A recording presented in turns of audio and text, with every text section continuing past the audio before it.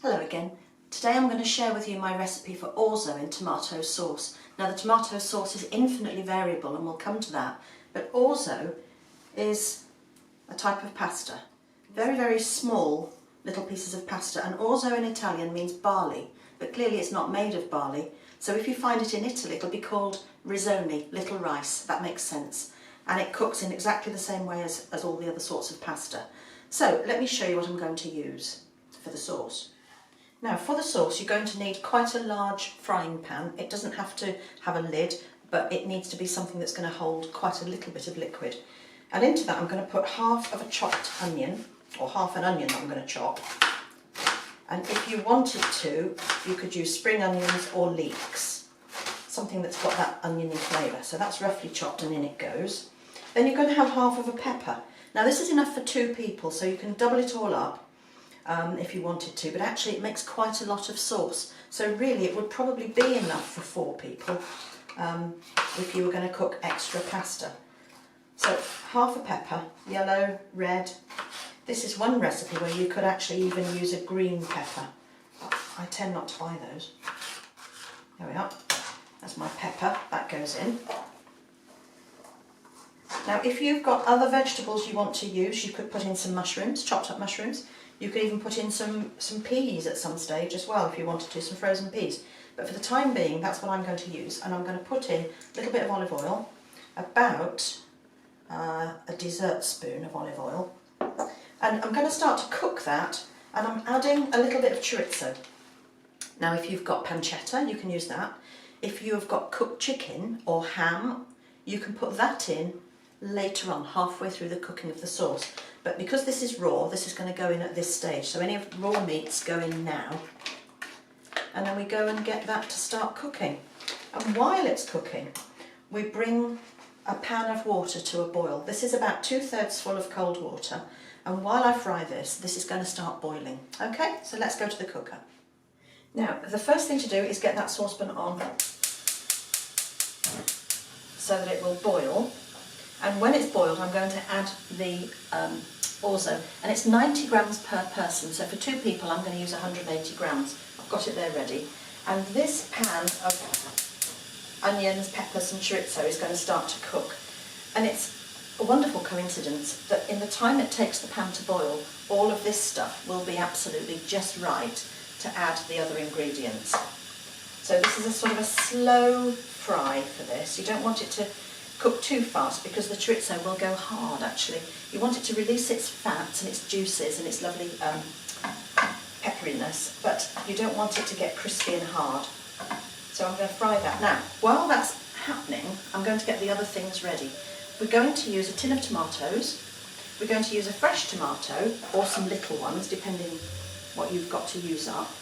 And that just needs to be cut into little chunks. And I tend to go round the core.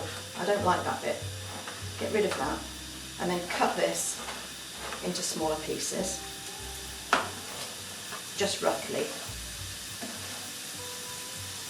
It's a great way of using up vegetables that are a little bit sad, perhaps, in your fridge. And you can hear that beginning to sizzle now. So having done that, I'm going to put in some green olives. They have quite a nice piquant flavour.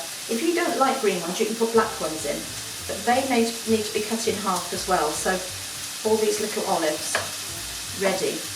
And when we put the orzo in the water, we'll put these things. Right, I'm going to turn that there. We'll put these things into the sauce with some herbs. So I'm just going to finish cutting those, and I'll give everything a stir. One thing about pasta is whatever sort you're using, you do need to stir it. You don't need to add olive oil to the water like some people do to stop it sticking, but you need to give it a stir because it may well stick to your pan. So I've got my olives chopped, and I think I've got 14 olives, but if you're not keen and you only want 1 or 2, that's fine, but if you like them, this is a good way of using them. So we'll give this a stir, and this is now going to cook gently while the water comes to a boil. Now the water's boiling, so I'm going to tip in my orzo, give it a stir, and then when it's come back to a boil, I'll set the timer for 10 minutes. In the meantime, I'm going to put my tin of tomatoes in here. And I'm going to rinse the tin with some cold water. And it's about 1/4 of a tin, just to get out as much as you can. So that's my tin of tomatoes. So now I'm going to set the timer for the orzo and turn that down, and it's 10 minutes. And give this a stir, bringing this up to a boil. And I'm going to put in some fresh tomatoes that I happen to need to use. And there'll be some herbs as well. And the best thing to go with something like this is oregano. So a pinch of oregano, good pinch. There we are. And now that that's boiling, I can turn that down to simmer. Now if you're going to be using cooked chicken or ham, you need to set your timer for 5 minutes and put that in after this has simmered for 5 minutes, and that's the point at which I shall add my olives as well. Okay, so we'll leave that to simmer and give the orzo a stir from time to time. And we've got 5 minutes before the olives and any cooked meats go in, and then another 5 minutes after that. Now the sauce has been simmering for 5 minutes, and I've given the orzo an occasional stir. This is the point at which I'm going to put in my olives, and if I was using cooked meats, that would go in at this point as well. And the other thing to add, which sounds a bit odd, I know, is 1/2 teaspoon of sugar, because tomatoes have a habit of being quite acidic, and it's something that you put into tomato soups as well, just to stop it being quite so harsh. So in go the olives, and maybe your cooked meats, and of course you could do this with no meat at all. It's perfectly delicious without. So that has another 5 minutes, and the timer will go, and when the orzo is cooked I've got to strain that very carefully because it's going to need a fine strainer because it's so small. Now my orzo is cooked and I've strained it through a colander with very fine holes, and I'm going to just put this into my sauce, and that's reduced quite nicely while it's been simmering. So I'll turn it off, then in goes the orzo, and we'll just stir it through.